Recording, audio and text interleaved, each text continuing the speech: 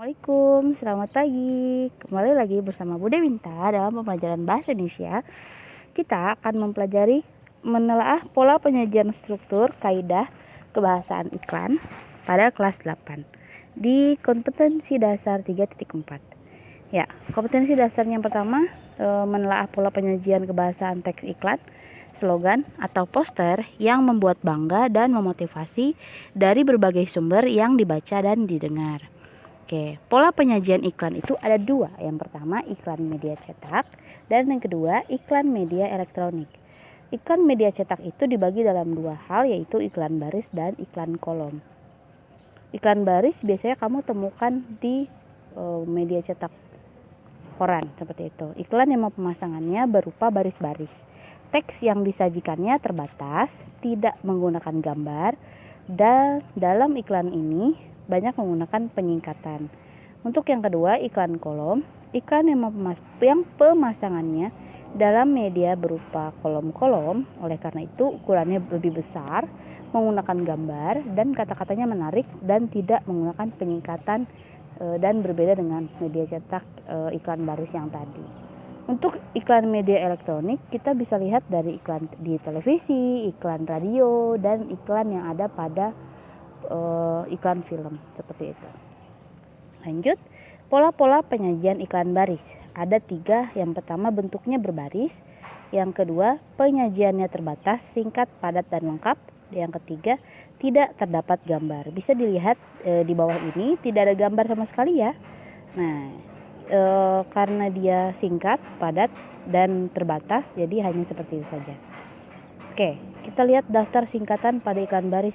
Untuk iklan penjualan rumah, kita ada JK, dijual atau dikontrakan, JS, dijual atau disewakan, BU, butuh uang, LT, luas tanah, LB, luas bangunan, sertifikat hak milik, KAF atau kafling, NG, nego, AJB, akte jual beli, SKTR, sekitar, TP, tanpa perantara, FAS, LKP, fasilitas lengkap, GRS, garansi, OH, open house, siap huni.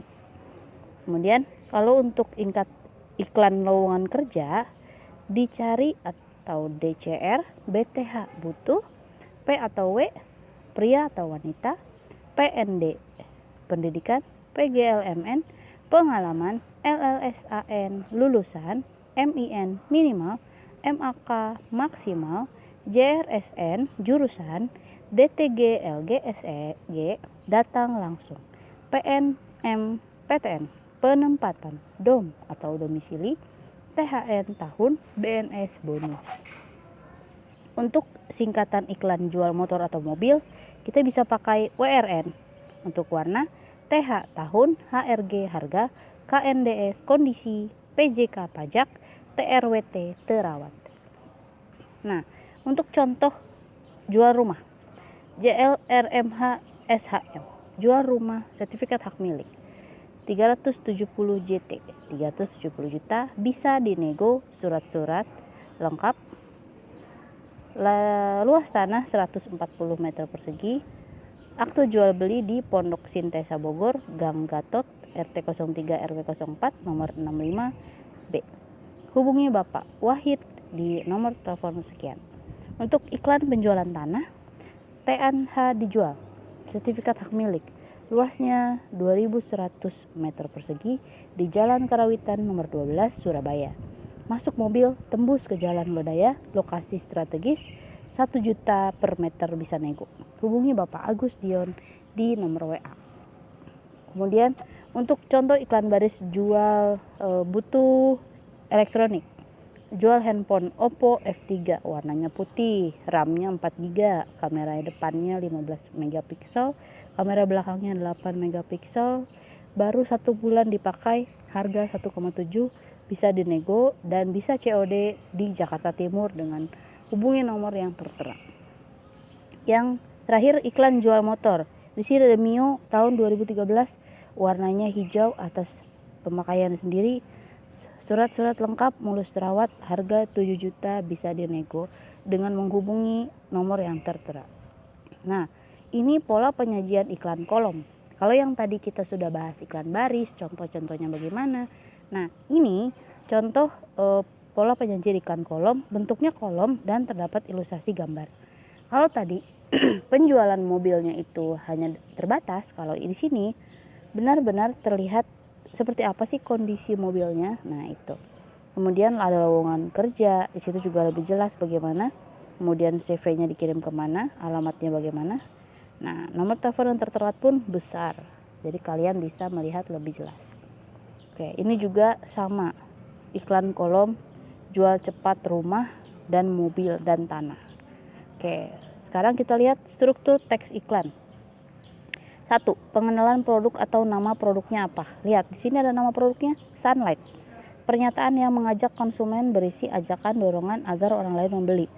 2. 2-in-1 krim plus bubuk pembersih hilangkan noda gosong dengan mudah dan tanpa gores. Itu kata-kata mengajak. Pernyataan tentang kelebihan produk yang ditawarkan. Kelebihan produk ada menghilangkan kotoran dan minyak, menghilangkan noda gosong, dan menghilangkan bau amis. Jadi dalam satu produk itu minimal harus ada 3, pengenalan namanya apa, kemudian pernyataan ajakannya, dan yang ketiga pernyataan kelebihan kenapa kita harus beli produk itu. Kemudian kaidah kebahasaan iklan itu ada 5. Kalimat imperatif yang pertama berisi kalimat permintaan dan larangan atau perintah. Kemudian yang kedua ajakan atau dorongan menggunakan kata ayo, marilah, yuk. Kemudian yang ketiga menggunakan majas, ada personifikasi, ada metafora, hiperbola, litotes, metonimia, dan repetisi.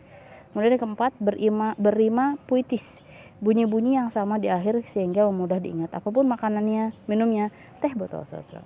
Dan kemungkinan yang kelima ringkas, iklan yang disampaikan tepat sasaran dan tidak berbelit-belit. Jadi tidak perlu banyak-banyak deskripsi, yang pasti mengajak, jelas, dan tepat. Oke, kita lihat kalimat imperatif, permintaan dan larangan. Permintaan, mohon harap antre. Mohon maaf atas ketidaknyamanan pada pelayanan di toko kami. Permohonan maaf apabila konsumen tidak berkenan dengan pelayanan kami. Itu permintaan. Larangan, stop kekerasan pada anak, stop narkoba di kalangan pelajar, dilarang buang sampah sembarangan, dilarang parkir sembarangan, jangan membuang makanan karena mubazir, misalkan. Kemudian kalimat ajakan atau dorongan. Yang pertama, yuk sama-sama kita bersihkan lingkungan kita dari sampah. Yang kedua, marilah mencuci tangan yang bersih dan benar sebelum makan. Yang ketiga, ayo kawan-kawan, belilah produk dalam negeri. Jadi ajakannya itu menggunakan kata ayo, mari, dan ayo. Yang ketiga adalah majas, personifikasi. Personifikasi itu majas yang membandingkan benda-benda yang tidak bernyawa seolah dapat hidup seperti manusia. Contoh, batang-batang padi itu melambaikan tangannya seolah memanggil Pak Tani yang menghampirinya. Kemudian yang kedua, metafora, majas yang membandingkan dua hal atau benda tanpa menggunakan kata penghubung. Lidah adalah pedang yang sangat tajam. Mulutmu adalah harimaumu, anak emas di keluarganya. Oke. Kemudian hiperbola, majas yang mempertentangkan secara berlebihan. Kekayaan pengusaha itu tidak akan habis 7 turunan. Jurus jitu menembus PTN. Oke, itu hiperbola yang berlebihan. Kemudian ada litotes, majas yang mempertentangkan dengan merendahkan diri. Kalau sempat singgahlah ke gubukku, padahal rumahnya tidak seperti gubuk, tapi dia merendahkan dirinya. Kemudian metonimia, penggunaan nama untuk benda lain. Contoh, aku selalu minum aqua. Aqua itu padahal merek. Kemudian yang terakhir, repetisi. Repetisi itu mengulang-ulang kata. Di taman inilah aku bertemu dengan dia, di taman inilah dia menyatakan cinta padaku. Dan di taman inilah 2 tahun kemudian dia memupus harapanku akan cintanya. Luar biasa. Repetisi itu diulang intinya. Oke, kita akan menyajikan iklan, slogan, dan poster dengan kompetensi dasar menyajikan gagasan, pesan, dan ajakan dalam bentuk iklan, slogan, dan poster secara lisan atau tulis. Langkah-langkah menulis teks iklan, membuat pernyataan yang menarik, menawarkan solusi, menunjukkan harga, dan menunjukkan bukti. Oke, terima kasih untuk pembelajaran hari ini, semoga bermanfaat. Jangan lupa dicatat di buku tulis apa yang perlu dicatat dan apa yang tidak perlu dicatat tidak perlu ditulis. Oke, terima kasih. Assalamualaikum, selamat pagi.